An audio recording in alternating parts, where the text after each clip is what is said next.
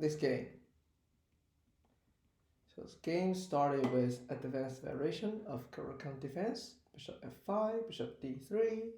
White is trying to offer exchange and take that e6. So now black has built a very solid pawn structure. It's a triangular structure. It's very solid.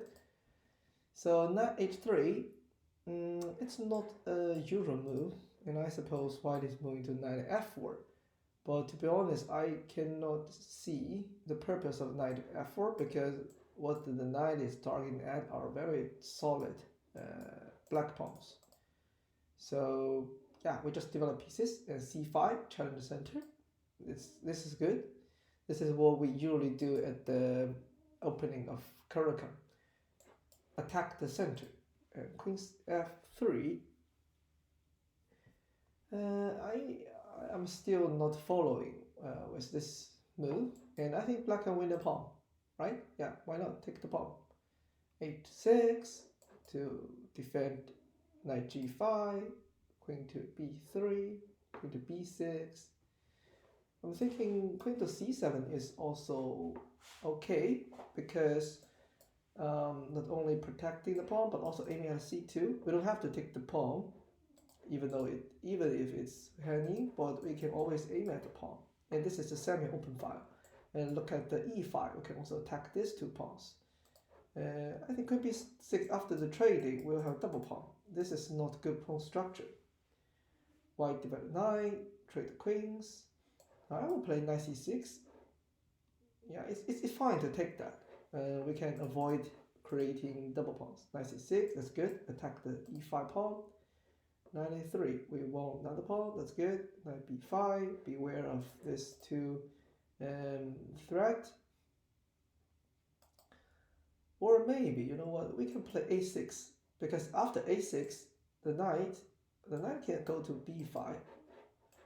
But we can move rook to c8, knight d6, the pawn is dead. And also we can move the rook to a semi-open file. Yeah. So my point is the e5 pawn is a little bit isolated, so we can take that, not necessarily at this timing, but after, for example, a6, we can still take the pawn. Take d4, king to e7. I don't think it's necessary to move the king to e7. The king is still safe as the d file. These two files, this is the very good pawn structure, and I don't think white can open up the d file very soon. So let's, attack or control the semi-open file, and later we can potentially double the two rooks and open up the files. This is how we attack our opponent. King e7, b6. Okay, so maybe bishop b6 is better than pawn to b6, because sooner or later we need to open up the c file. Rook a6, rook e8. Well, instead of rook e8, I think rook to c8 is better. Yeah, and also I mentioned the reason b6 is a problem because the a7 pawn is stuck as a weakness. We cannot protect the pawn without the rook, without a rook. So this makes our rook, like being passive. So if we move bishop to b6, yeah, we don't need to worry about a7, and we can move this rook out to c8. Rook e8, yeah, this rook is, I think it's e5 is not good square or space for this rook. We need to move it to the semi-open file, and later perhaps move the knight away and e5. Yeah, we can always create pawn exchange and control the c file.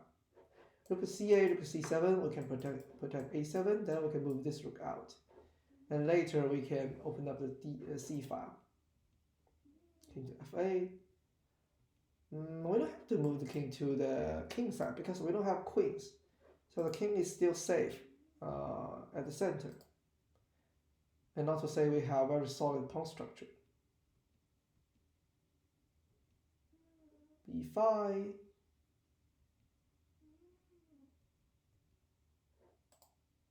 So can we win this pawn? Yeah, I'm thinking 98 or 90 c7, we can win this pawn. Or 95, 96, attack this pawn. So knight e4. This is marked as a blunder. Why is that? Bishop b4. I don't think that's fair to label it as a blunder. I don't think we lose anything. Bishop d6, offer a trade.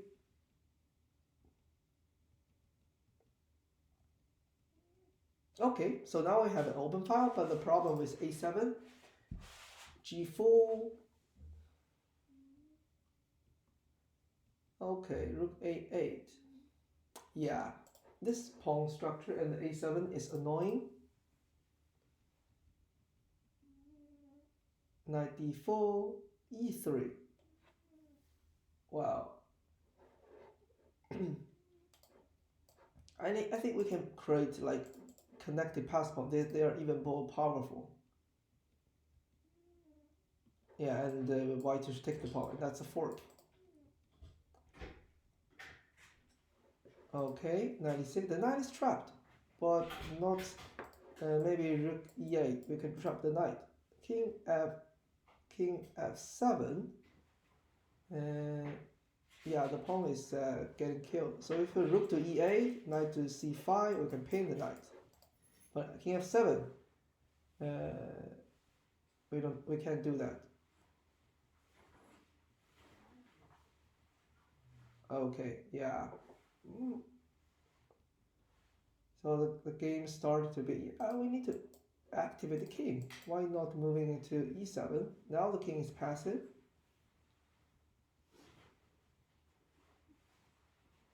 And then we are going to lose another pawn, but I think we are under time pressure. So yeah, we need to keep activating the king even though losing the pawn. But if that's en passant, that's a disaster. We cannot even stop the pawn.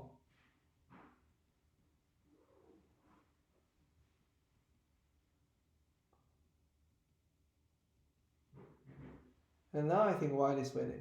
It's unfortunate to lose this game in the end game.